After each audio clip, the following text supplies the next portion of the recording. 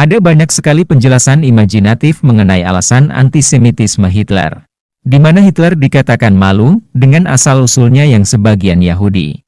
Penjelasan lain mengaitkan kebenciannya terhadap orang Yahudi dengan trauma akibat serangan gas beracun pada Perang Dunia Pertama. Namun teori lain menyatakan bahwa Hitler tertular penyakit kelamin dari seorang pelacur Yahudi. Namun, tidak ada fakta.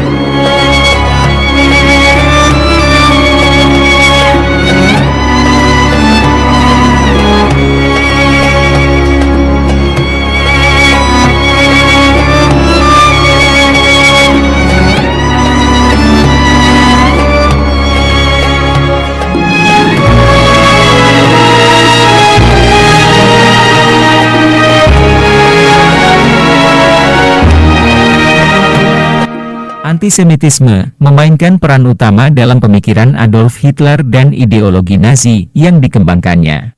Lalu, apa yang mengilhami kebencian Hitler terhadap orang Yahudi? Dan peristiwa kehidupan seperti apa yang berperan dalam perkembangannya? Awalnya, Hitler tidak menciptakan kebencian terhadap orang Yahudi. Orang-orang Yahudi di Eropa telah menjadi korban diskriminasi dan penganiayaan sejak abad pertengahan, seringkali karena alasan agama. Umat Kristen melihat iman Yahudi sebagai suatu penyimpangan yang harus dihilangkan. Orang Yahudi terkadang dipaksa pindah agama atau mereka tidak diizinkan menjalankan profesi tertentu. Pada abad ke-19, agama memainkan peran yang kurang penting, di mana pada saat itu, agama digantikan oleh teori tentang perbedaan antara ras dan masyarakat. Misalnya, gagasan bahwa orang Yahudi berasal dari bangsa yang berbeda dengan orang Jerman menjadi populer. Bahkan orang Yahudi yang sudah masuk Kristen pun tetap berbeda karena garis keturunannya, menurut mereka. Number 1. Asal-muasal kebencian Hitler terhadap orang Yahudi tidak jelas. Di Mein Kampf, dia menggambarkan perkembangannya menjadi antisemit sebagai hasil perjuangan pribadinya yang panjang. Konon, kebenciannya terhadap segala sesuatu yang berbau Yahudi membuahkan hasil ketika ia tinggal dan bekerja sebagai pelukis di Wina, pada tahun 1908 hingga 1913. Kebanyakan sejarawan percaya bahwa Hitler memberikan penjelasan ini setelah melihat ke belakang. Dia menggunakannya untuk meyakinkan orang-orang yang belum yakin dengan idenya, bahwa mereka pada akhirnya akan menemukan titik terang. Dengan satu atau beberapa kemungkinan, sudah jelas bahwa Hitler mengenal ide-ide antisemit sejak usia dini. Dan sejauh mana dia memperkenalkannya pada saat itu, tidak ada yang mengetahui secara pasti. Jika dia mulai berprasangka buruk terhadap orang Yahudi saat tinggal di Wina, maka prasangkanya belum terkristalisasi menjadi pandangan dunia yang jelas. Lagi pula, salah satu pembeli lukisannya yang paling setia di Wina adalah seorang Yahudi, yaitu Samuel Morgenstern. Number 2. Ada banyak sekali penjelasan imajinatif mengenai alasan antisemitisme Hitler, di mana Hitler dikatakan malu dengan asal-usulnya yang sebagian Yahudi. Penjelasan lain mengaitkan kebenciannya terhadap orang Yahudi dengan trauma akibat serangan gas beracun pada Perang Dunia Pertama. Namun teori lain menyatakan bahwa Hitler tertular penyakit kelamin dari seorang pelacur Yahudi. Namun, tidak ada fakta yang mendukung penjelasan tersebut.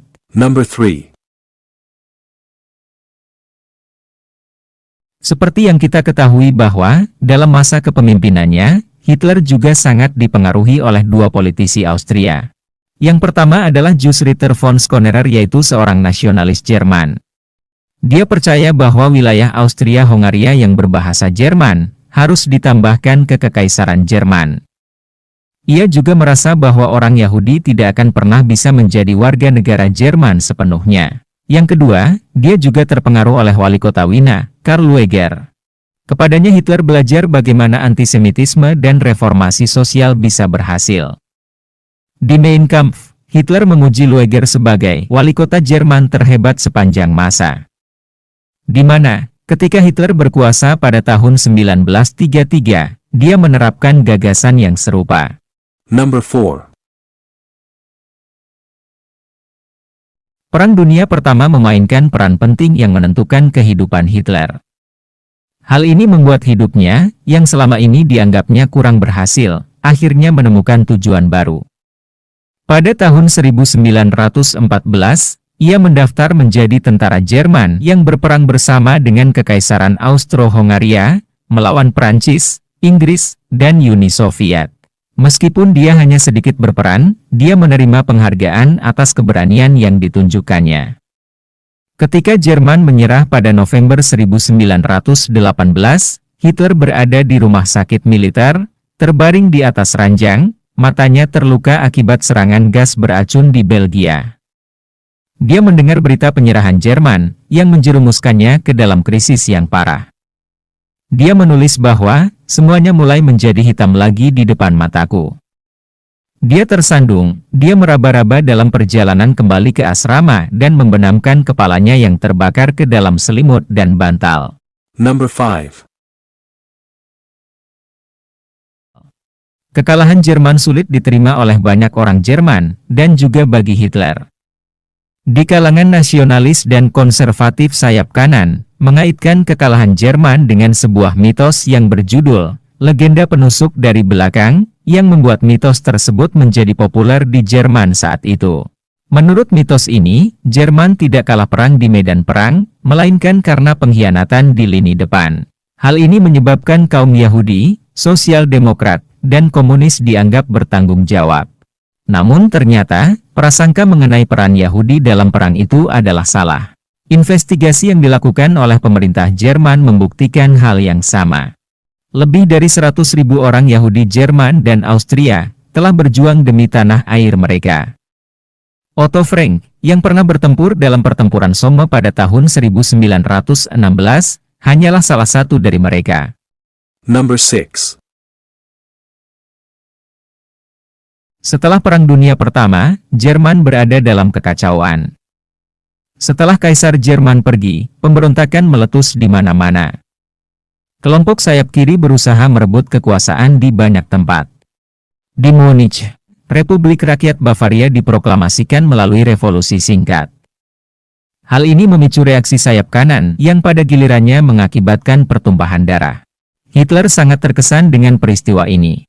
Saat itu, dia masih menjadi tentara dan di sanalah dia menemukan bakat pidatonya. Tak lama kemudian, tentara memerintahkan dia untuk memberikan kursus pelatihan yang dimaksudkan untuk memperingatkan tentara akan bahaya komunis dan membangkitkan perasaan nasionalisme. Dalam peran barunya, Hitler mengenal Partai Pekerja Jerman, cikal bakal NSDAP. Itu adalah awal karir politiknya. Number 7. Dengan latar belakang revolusi dan kekerasan, antisemitisme Hitler menjadi semakin radikal.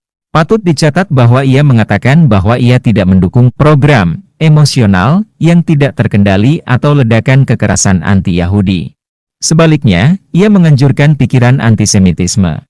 Hal ini harus legal dan pada akhirnya akan mengarah pada pemusnahan orang-orang Yahudi. Pada awal Agustus 1920, Hitler menyamakan orang Yahudi dengan kuman. Beliau menyatakan bahwa penyakit tidak dapat dikendalikan, kecuali kita menghilangkan penyebabnya. Pengaruh Yahudi tidak akan pernah hilang tanpa menghilangkan penyebabnya, yaitu Yahudi, dari tengah-tengah kita, ujar Hitler. Ide-ide radikal ini membuka jalan bagi pembunuhan massal terhadap orang-orang Yahudi pada tahun 1940-an. Number 8. Hitler menyalahkan orang-orang Yahudi atas segala hal yang salah di dunia. Jerman lemah dan mengalami kemunduran karena pengaruh Yahudi. Menurut Hitler, orang-orang Yahudi mengincar dominasi dunia. Dan mereka tidak segan-segan menggunakan segala cara, termasuk kapitalisme. Dengan cara ini, Hitler memanfaatkan prasangkanya yang mengaitkan orang-orang Yahudi dengan kekuatan moneter dan keuntungan finansial. Hitler tidak merasa terganggu dengan kontradiksi yang tampak dalam pemikirannya. Dia berpendapat bahwa komunisme juga merupakan konspirasi Yahudi, karena sebagian besar pemimpin komunis adalah orang Yahudi. Meski demikian, hanya sebagian kecil orang Yahudi yang menganut komunis. Gagasan komunisme Yahudi ini mempunyai dampak buruk dalam perang melawan Uni Soviet yang dimulai pada tahun 1941. Penduduk dan tawanan perang diperlakukan secara brutal oleh Jerman. Number 9. Hitler memandang dunia sebagai arena perjuangan permanen antar bangsa. Dia membagi populasi dunia menjadi ras tinggi dan rendah. Dia menganggap orang Jerman termasuk golongan tinggi dan orang Yahudi termasuk golongan rendah. Dia juga memiliki gagasan khusus tentang bangsa lain, seperti bangsa Slavia, yang dianggap inferior dan ditakdirkan untuk didominasi. Hitler merasa bahwa rakyat Jerman hanya bisa kuat jika mereka berdarah murni. Akibatnya, penderita penyakit keturunan dianggap berbahaya. Ini termasuk orang-orang dengan cacat fisik atau mental, serta pecandu alkohol dan penjahat yang tidak dapat diperbaiki. Ketika Nazi berkuasa, ide-ide ini mengarah pada sterilisasi paksa dan pembunuhan terhadap manusia. Pada masa kediktatoran Nazi, anak-anak Jerman diajarkan tentang doktrin rasial dan superioritas ras Arya. Ide-ide yang dikembangkan Hitler pada 1920-an, kurang lebih tetap sama hingga kematiannya pada tahun 1945. Yang berubah adalah pada tahun 1933, di mana ia diberi kekuasaan untuk mulai mewujudkan ide-ide tersebut. Pada tahun 1930-an, dia melakukan segala yang dia bisa untuk mengusir orang-orang Yahudi dari masyarakat dan negara Jerman. Akhirnya setelah perang dimulai, di bawah kepemimpinannya, Nazi melakukan pembunuhan massal dan hampir 6 juta orang Yahudi dibunuh selama Holocaust.